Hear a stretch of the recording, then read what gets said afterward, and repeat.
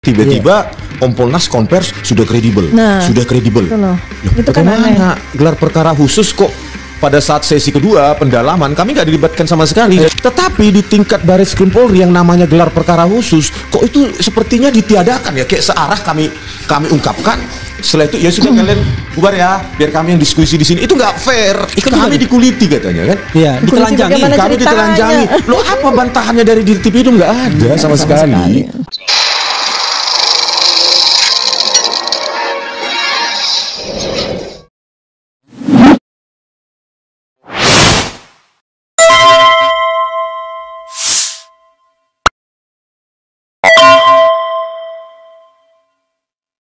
Harap bahwa sesi di mana mereka itu akan bicara atau akan memberikan pandangan itu kami ada. Ternyata itu tidak.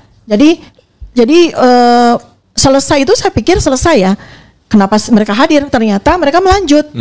Nah, dengan tanda tanya besar dong. Loh, mereka lanjut tapi kitanya sudah tidak ada. Terus apa artinya? Jadi waktu pertama mereka ada. Ada. Kompolnas ada. Ada, semua ada. Oke, DPR, Komnas HAM. Ada semuanya. Anda dipersilakan pergi sama pihak Jokowi. Mereka lanjut. Bukan pihak Jokowi, pihak siapa? Penyelenggara itu siapa? Baris Krim. Iya, itu maksudnya pihak Jokowi juga suruh keluar juga. TPUA dan Bolonya keluar juga. Keluar juga semuanya. Oke. Terus mereka ternyata lanjut. Nah, kan jadi lucu ya. Tidak sesuai dengan harapan kita kan gitu. Mereka nggak ada juga apa bantahan ataupun standing position mereka sebagai ahli forensik misalnya menjawab hal-hal yang kami pertanyakan dan kami tidak dengar itu. Tiba-tiba Kompolnas konvers sudah kredibel, sudah kredibel.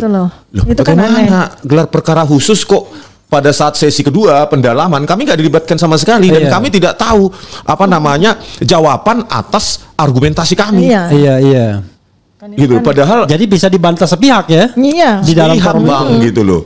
Jadi padahal ujian skripsi aja bisa bantah-bantahan. Masa gelar perkara khusus tingkat Baris Krim, Mabes Polri cuma sepihak begitu mereka dengar ya udah kalian keluar. Karena salah satu yang mereka katakan tuh nggak ada yang baru katanya kan begitu. Nggak ada yang baru, itu aja gitu. Pertanyaannya adalah memang harus ada yang baru. Sementara yang lama aja belum kan ada nggak kesempatan Dr. Isman atau Dr. Tifa menyampaikan itu di forum resmi? Nggak ada. Siapa bilang nggak ada yang baru? Saya sudah mempersiapkan 45 manuskrip loh. Tapi saya hanya diberi kesempatan 5 menit. Bang Rismon saya yakin banyak sekali yang akan beliau sampaikan. Itu pun agak panjang, itu pun saya lawan-lawan. Artinya udah mau diberhentikan saya nyerocos terus. Iya. Jadi ya benar Bang Refil bilang, ya memang argumentasi kami itu kan selama ini di podcast atau di televisi. Nah, itulah yang kami manfaatkan forum formal tersebut untuk menyampaikan langsung bahwa yang ada aja belum bisa dibantah kok. Dari pihak Jokowi satu statement pun jawaban nggak ada dari mereka terkait nilai D, terdaftar sarjana muda, belum lagi Pak Kasmujo menyanggah bahwa beliau dosen pembimbing skripsi maupun akademik. Itu kan gak ada sanggahan baik dari pihak Jokowi, dari Jokowi sendiri, pengacara Jokowi maupun pihak Termul. Tapi ini begini, bisa dijawab keduanya. Ini kan menarik. Produsen dari ijazah ini kan katakanlah secara formal UGM. Kemudian ijazahnya di Jokowi sekarang. Ya menurut kabar atau gimana itu? Ya paling tidak menurut kabar. Menurut penjelasan kabar lah gitu. Dia punya kan lah dibalikan gitu. Walaupun katanya dilipat kok ijazah kok dilipat gitu ya. Kemudian Jokowi ya kita pahamilah kalau dia tidak hadir ya. Barangkali dia katakanlah mantan presiden yang bisa diwakili lah dengan ini. Walaupun ada equality before dulu. Tapi paling tidak dia menghadirkan lawyernya. Nah pertanyaannya adalah gimana dari awal ini kalau sudah nggak tidak akan mendapatkan apa-apa karena otoritas nggak datang, ijazah tidak ada dan lain sebagainya. Lalu kira-kira ini berdebat siapa sama siapa? Sebentar sebelum itu kok jadi menarik ya. Jadi saya mesti nanti tanya sama kuasa hukum yang hadir juga ya. Pak Abdullah Qadir kan hadir sebagai kuasa hukum dari TPUA ya. Jadi kan statusnya kan ini pendumas dan terdumas gitu kan ya. Nah pendumas itu diberi kursi. Pendumas yaitu Pak Profesor Egy Sujana diberi kursi kan. Pendumas nih. Nah terdumas Pak Joko Widodo kenapa tidak ada? Karena kan pendumas plus kuasa hukumnya plus saksi ahli. Di sini adanya adalah kuasa hukumnya dan saksi ahli. Terdumasnya nggak ada. Nah itu apakah saya nggak tahu ya. Nanti bisa ditanya sama beliau. Undang-undangnya gimana sih gelar perkara khusus itu loh? Karena equity before the law-nya kan harus dipenuhi dulu gitu. Apakah boleh terdumas nggak hadir? Apakah boleh hanya diwakili kuasa hukum kan gitu ya? Nah lanjut sekarang pertanyaannya. Silakan. Jadi kita bicara what's next ya. Bahwa kemarin yang digelar perkara khusus itu jangan dibayangkan ada perdebatan ilmiah. bahwa mereka menunjukkan bukti-bukti atau kajian yang membantah kajian kami itu nggak ada sama sekali. Baik pihak Bareskrim ya dalam hal ini pihak Dirtipidum maupun pihak Jokowi. Ahlinya Jokowi malah lebih berantakan kali. Hanya menyediakan membaca SOP seolah-olah mengajari kami bahwa sayalah yang ahli, kalian enggak. Karena saya terdaftar di Asosiasi Forensik Digital Indonesia. Itu asosiasi seolah-olah asosiasi negara bahwa orang punya kalian itu harus lewat mereka begitu. Kayak itu. Tapi logika Joshua itu menarik tuh ya. Soal ini kira-kira perbandingannya begini. Ada ahli binatang A, hewan A. Dia mengatakan untuk mengetahui apakah hewan A ini perempuan atau laki, maka kita dekatkan dengan hewan B. Kalau didekati oleh perempuan hewan B, berarti dia laki-laki di sini kan? Dia orang tanya, gimana untuk menentukan yang B ini perempuan atau laki? Ya mana saya tahu, saya kan ahli yang A. Waduh, dia tidak tahu bahwa ternyata sebenarnya antar spesies pun bisa breeding loh. itu logikanya sama dengan ini kan? Gak bisa, analog gak bisa saya menolak untuk menguji digital forensik dalam benak saya. Ngapain dia dihadirkan? Iya makanya. Artinya kan dia gak bisa ngapa-ngapain. Itu menurut saya penyesatan publik lah itu Bang. Gak usah lah hanya karena memihak Jokowi. Banyak sekarang kan kalau dulu kita diajari di teknik elektro itu ada kenapa Anda satu alma mater kan sama dia? Iya. Oke, ya pasti gak hafal himne jauh di bawah saya. Ya. Terus bahwa digital bisa dikatakan representasi dari analog jika memenuhi standar tertentu yang namanya sampling rate, laju pencuplikan. Nah, dengan kemampuan atau sampling rate pencuplikan foto yang sekarang sudah modern, itu digital itu sudah bisa dianalisa mewakili analog gitu loh. Sangat mungkin. Contoh lah selalu saya bilang biometrik digital itu semua mencocokkan mata yang analog dengan mata orang lain yang analog. Terus nggak boleh diproses digital. Hidung yang analog, bentuk hidung juga, bentuk mulut juga, bentuk wajah juga semua analog. Masa yang analog itu harus kita copot dua-dua gitu kepala orang untuk mencocokkan? Itulah teknologi digital menjembatani hal-hal yang tidak bisa kita miliki tapi bisa kita analisa. Menganalisa bintang di galaksi suatu galaksi aja bisa diinterpretasi kok. Bisa diproyeksi. Apalagi cuma dokumen.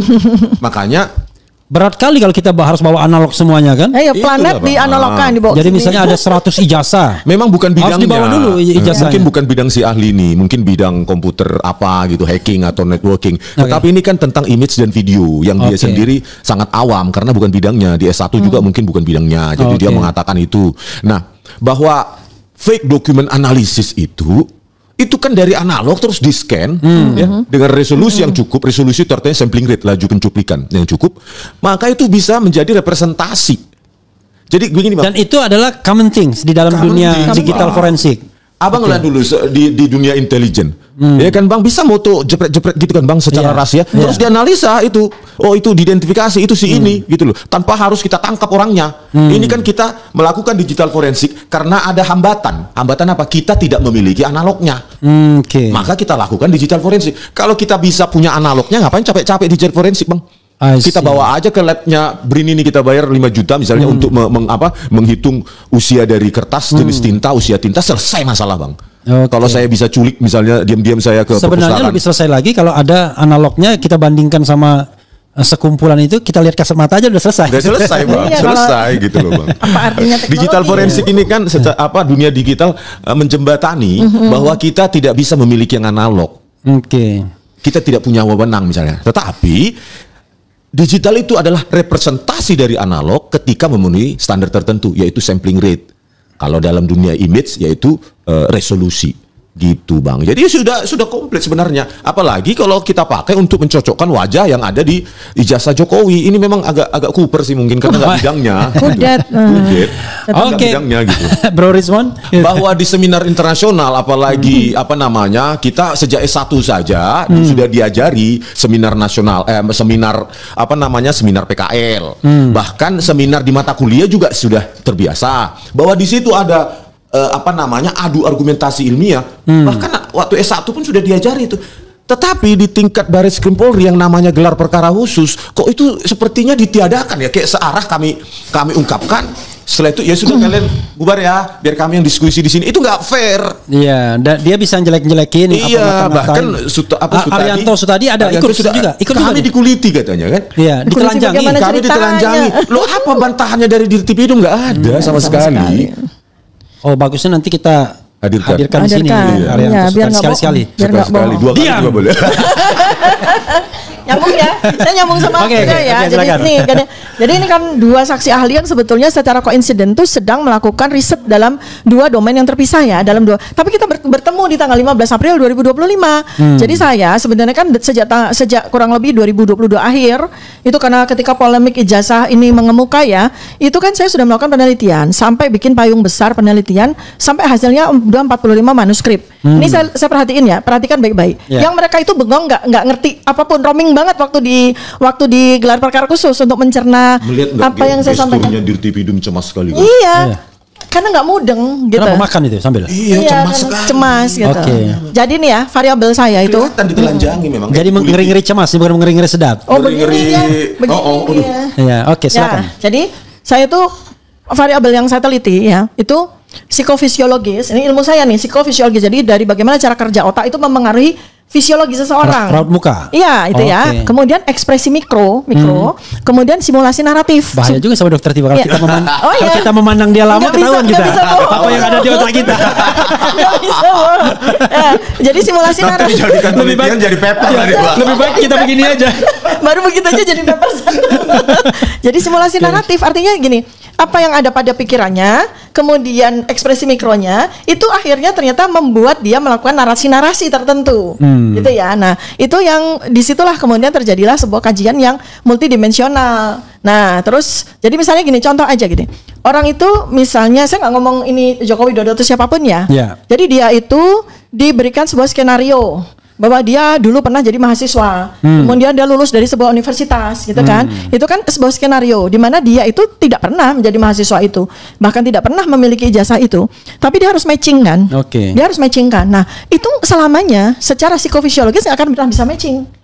Kalau kita bandingkan dengan orang yang benar-benar mahasiswa di situ, benar-benar wisuda di situ, menerima ijazah di situ, itu kita akan bisa perbandingkan psikofisiologisnya, kita bisa bandingkan ekspresi mikronya, dan kita bisa bandingkan simulasi narasisnya. Jadi bagaimana dia bisa bercerita. Kalau seandainya ada yang sangat pintar, sampai dia tuh apal banget skenarionya, itu pun masih bisa dibedakan secara research base gitu ya, dengan menggunakan data science, dengan orang yang benar-benar kuliah di situ, benar-benar dapat wisuda di situ, benar-benar dapat ijazah di situ. Walaupun si orang yang pertama itu benar-benar skenario mirip sekali, benar-benar dia sangat hafal. Apalagi dengan orang yang dikasih skenario tapi nggak hafal-hafal. Untuk menghafalkan jurusannya aja dia nggak hafal-hafal, salah melulu misalnya gitu. Untuk bercerita bahwa dia kuliah di satu tempat, kemudian dia nongkrong untuk menunggu jam kuliah berikutnya aja dia salah melulu. Kemarin tampilkan juga loh bahwa tahun 77 yang tahun 77 kelulusan tahun 77 Fakultas Kehutanan UGM itu ada jurusannya loh. Jelas. Di ijazah ya? Di buku alumni. Oh, di buku alumni. Iya, dari Leiden University itu. Suryadi, Dr. Suryadi. Jadi tahun 77 pun udah jelas jurusan mereka. Dan pasti apal lah orang yang benar-benar kuliah. Ini yang nggak pernah ada disebutin kan berarti ngarang gitu. Iya. Jadi itulah namanya simulasi naratif.